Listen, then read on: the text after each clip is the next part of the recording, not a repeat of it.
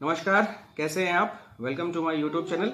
आज मैं इस वीडियो के माध्यम से आप लोगों के साथ bench policy zero bench project का पार्ट 2 डिस्कस करने वाला हूं। मैंने पार्ट 1 में प्लानिंग एंड डिजाइनिंग पूरे स्टेप्स और सॉल्यूशन आपके सामने डिस्कशन किया है। उस वीडियो का लिंक मैं इस वीडियो के डिस्क्रिप्शन में दे दूंगा और आप उसको रेफर कर सकते हैं कि पार्ट 1 में क्या हुआ। इसी तरह से आज हम पार्ट 2 में बेंच पॉलिसी के अंदर जीरो बेंच प्रोजेक्ट का जो इम्प्लीमेंटेशन पार्ट है, ग्राउंड इम्प्लीमेंटेशन पार्ट है, उसके कुछ सॉल्यूशन, कुछ स्टेप्स, प्रोसेस स्टेप्स मैं इस वीडियो के माध्यम से, स्लाइड शो के माध्यम से आप लोगों के साथ में डिस्कस करने वाला हूं। आइए चलते हैं स्लाइड शो की तरफ। आइए जानते हैं zero bench project through internal placement project implementation process.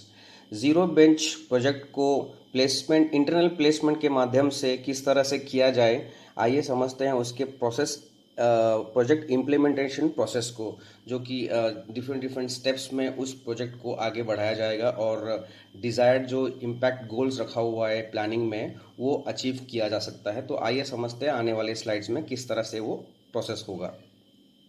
पहला है प्रोजेक्ट स्टार्ट होने से पहले बेसलाइन सर्वे। जैसे मैंने अपने पिछले वीडियो में बताया कि बेसलाइन सर्वे एक बहुत ही इम्पॉर्टेंट स्टेप है किसी भी प्रोजेक्ट को शुरू करने से पहले, क्योंकि बेसलाइन सर्वे के थ्रू आप लोग किसी भी प्रोजेक्ट को स्टार्ट करने से पहले ग्राउंड रियलिटी क्या है, कि किस चीज़ की चैलेंजेस हैं, क्या क्या चीज़ें अवेलेबल है, ये सारी चीज़ें बेसलाइन के डेटा में मालूम पड़ता है और प्रोजेक्ट को आगे बढ़ाने में मदद होती है। तो बेसलाइन सर्वे खासकर एक क्वेश्चन आंसर पैटर्न में की जाती है। तो कुछ मैंने इंपॉर्टेंट क्वेश्चंस लिस्ट डाउन किए हैं कि क्या क्या क्वेश्चन के थ्रू हम डेटा कलेक्शन कर सकते हैं। पहला है जैसे ongoing project names and skill set required, कि कौन से ऑनगोइंग प्रोजेक्ट्स फिलहाल में कंपनी के डिफरेंट डिपार्टमेंट्स में चल रहा है और क्या क्या स्किल सेट फिलहाल में अभी काम कर रहे हैं, उसका एक डेटा मिल जाता है। Open position in ongoing project, मतलब कंपनी में अलग अलग डिपार्टमेंट में कहाँ कहाँ पे अभी पोजीशंस खाली है, इसका भी एक डेटा मिल जाता है। पाइपलाइन में कितने प्रोजेक्ट्स हैं, मतलब आने वाले दिनों में कौन से प्रोजेक्ट्स नए आने वाले हैं, इसका भी एक डेटा मिल जाता है। आने वाले प्रोजेक्ट्स में किस टाइप के स्किल सेट की रिक्वायरमेंट होगी, इसका भी एक डेटा मिल जाता है। Man power plan of pipeline project, मतलब कि कितने लोगों की ज़रूरत होगी उस नए प्रोजेक्ट्स में, इसका भी एक डेटा मिल जाता है। फिलहाल में टोटल बेंच नंबर, फिलहाल में अभी प्रोजेक्ट स्टार्ट होने से पहले बेंच में कितने लोग अभी वेटिंग में हैं, कितने लोग बैठे हुए हैं जो आने वाले प्रोसेस का वेट कर रहे हैं, उसका भी एक काउंट मिल जाता है, जिसमें आप एक पर्टिकुलर नंबर को टारगेट कर सकते हैं कि हम इनको ज़ीरो बेंच करेंगे। उसके बाद अगला है data of oldest bench count. आपको ये भी डेटा मिल जाता है कि उस बेंच काउंट में कौन कितना पुराना है और कौन कितना नया है, क्योंकि बेंच जो है वो रोटेशन में लोग आते रहते हैं, क्योंकि जैसे जैसे प्रोजेक्ट क्लोज होता है वैसे वैसे लोग बेंच में आते रहते हैं। तो इसका भी एक डेटा मिल जाता है कि कौन कितना पुराना है। ये एक कुछ महत्वपूर्ण क्वेश्चंस हैं जो बेसलाइन सर्वे के क्वेश्चनर फॉर्मेट में होता है। अगर इसका डेटा मिल जाए तो प्रोजेक्ट को आगे बढ़ाने में ईजी होती है। आगे चलते हैं नेक्स्ट स्लाइड में कुछ और क्वेश्चनर्स के बारे में जो जिसका डेटा कलेक्ट करने की बहुत ज़रूरत होती है बेसलाइन सर्वे में। जैसे है skill set of target bench head count की, जो बेंच में जो बैठे हुए हैं उनका क्या स्किल सेट है, मतलब बेंच की में कौन से स्किल सेट के एम्प्लॉय बेंच में बैठे हुए हैं, उसका एक डेटा मिल जाता है। Challenges and problem areas, project के दौरान क्या क्या चैलेंजेस आ सकती है, प्रॉब्लम कहाँ कहाँ पे हो सकती है, उसका भी एक ब्यौरा, एक ओवरव्यू मिल जाता है इस सर्वे के दौरान। Gap time between bench numbers, जैसे मैंने कहा कि बेंच जो जो नंबर्स हैं वो एक पर्टिकुलर टाइम पीरियड इंटरवल में आते रहते हैं, क्योंकि जैसे जैसे प्रोजेक्ट्स वाइंड अप होते हैं वैसे वैसे एम्प्लॉयज़ बेंच में आते हैं। तो कंटिन्यूटी चलती रहती है, मतलब ऐसा नहीं कि एक ही बार आ जाए। तो कितने ड्यूरेशन या दायरे के दो टाइम के बीच में कितने गैप में लोग आते हैं, उसका एक डेटा मिल जाता है। उसके बाद current number of bench turn around time, कि अभी फ़िलहाल में प्रोजेक्ट शुरू करने से पहले बेंच, जो एक बंदा एम्प्लॉय अगर बेंच में बैठा हुआ है उसको रीयूटिलाइजेशन या प्रोडक्टिव करने में कितना वक्त लगता है, इसका भी एक टर्न अराउंड टाइम का डेटा मिल जाता है। Monthly new job offer, monthly जो है कंपनी के जो एचआर डिपार्टमेंट है कितने लोगों को वो न्यू जॉब ऑफर लेटर देती है, इसका भी एक डेटा मिल जाता है।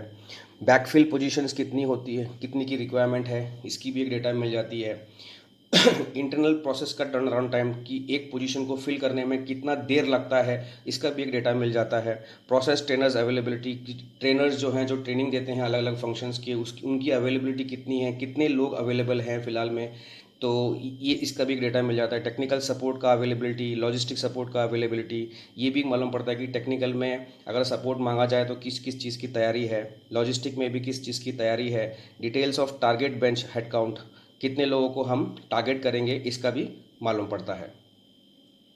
बेसलाइन ख़त्म होने के बाद जैसे आपने क्वेश्चनर फॉर्मेट से सब कुछ इन्फॉर्मेशन डेटा कलेक्शन कर लिया, तो अभी प्रोजेक्ट को नेक्स्ट स्टेप में लेके जाना पड़ता है। वो होता है वर्क फ्लो प्लान। ये वर्क फ्लो प्लान डिज़ाइन होता है कि किस तरह से अभी ग्राउंड में इम्प्लीमेंटेशन करेंगे और काम को, प्रोजेक्ट को आगे बढ़ाएंगे, क्योंकि डेटा तो हमको मिल चुका है बेसलाइन में कि कहाँ पे क्या है। अब इसको हम ज़ीरो की तरफ किस तरह से लेके जाएं, वो एक प्लानिंग बनाते हैं कि कौन कैसे और कब करेगा।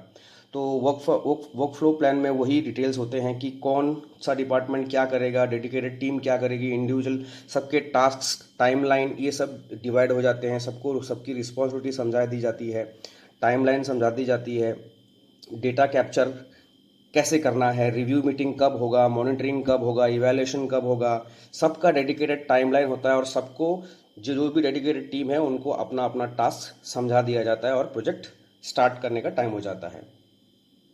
अगला जो फर्स्ट स्टेप होगा, इंटरव्यू शेड्यूल करना। जैसे बेंच एम्प्लॉय में जो भी बैठे हैं उनका जो भी किसी बैकफिल पोजीशन को क्लोज करने के लिए अगर इमीडिएटली अवेलेबल है, जहां भी जो भी समझ लीजिए स्किल सेट की ज़रूरत है और वही same skill set bench employ के पास अवेलेबल है, तो इंटरव्यू शेड्यूल करना ये भी एक स्टेप रहता है। इस पे प्रायोरिटी करके वो फटाक से वो पोजीशन क्लोज करना, ये भी एक प्रोजेक्ट का हिस्सा होता है। क्लोजर ऑफ पोजीशन, जो भी बैच एम्प्लॉय किसी दूसरे डिपार्टमेंट में जाएं तो फटाफट इंटरव्यू वगैरह करके हायरिंग प्रोसेस क्लोज करके फटाफट प्रायोरिटाइज करें, ये भी एक स्टेप होता है।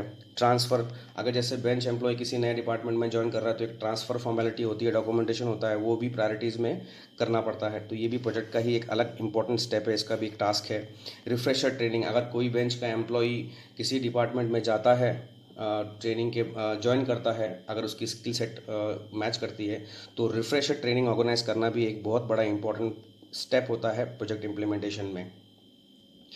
नेक्स्ट है क्रॉस फंक्शनल ट्रेनिंग। अगर जैसे जो बेंच में बैठे हैं जो एम्प्लॉय हैं उनकी स्किल सेट और जो रिक्वायर्ड स्किल सेट अगर मैच नहीं हो रही है, तो उनको एंगेज करना, जो भी एम्प्लॉयज़ हैं उनको बेंच एम्प्लॉयज़ हैं उनको एंगेज करना कि ताकि वो क्रॉस फंक्शनल ट्रेनिंग में इन्वॉल्व हो और अपने आप को वो तैयार करे कि आने वाले रिक्वायरमेंट में वो फिट हो सके।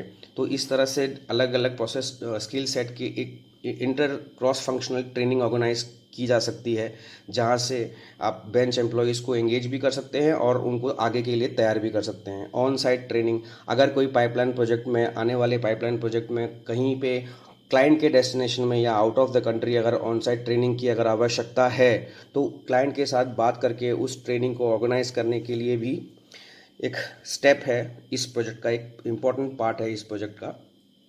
वेव ऑफ नोटिस पीरियड, अगर प्रोजेक्ट बेंच प्रोजेक्ट चलते वक्त अगर किसी एम्प्लॉय ने अगर रेजिग्नेशन दे दिया, तो उसका जो नोटिस पीरियड है उसको भी वेव ऑफ करके आप इमीडिएटली आप उसको रिलीज़ कर सकते हैं, ताकि वो इफ़ेक्ट ना करे प्रोजेक्ट को।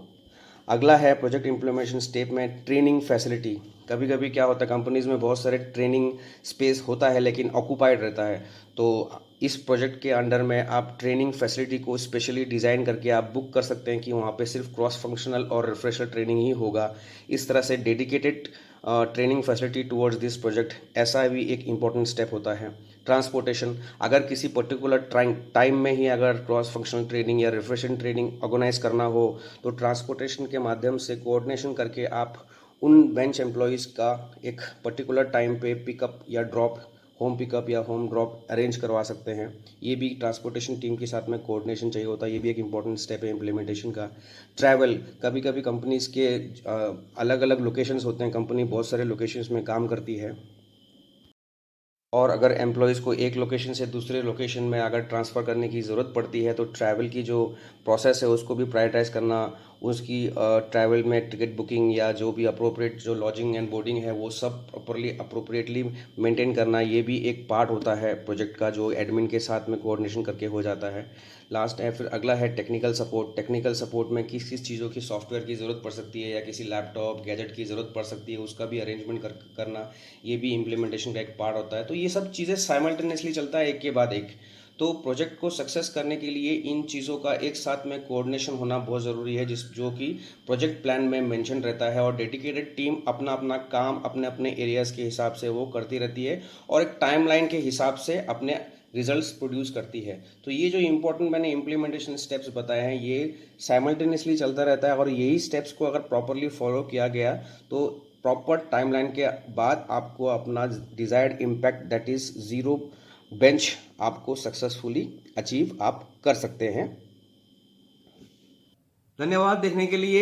मेरे चैनल को प्लीज़ सब्सक्राइब कीजिए, लाइक कीजिए और शेयर कीजिए। सब्सक्राइब करने के बाद बेल आइकन ज़रूर प्रेस कीजिए और नोटिफिकेशन बटन को अलाउ कीजिए। अगर आपने नोटिफिकेशन को अलाउ किया तो मेरे जो भी नया वीडियोस है वो आपको इमीडिएटली नोटिफाई हो जाएंगे। सो प्लीज़ चैनल को सब्सक्राइब कीजिए, शेयर कीजिए। धन्यवाद।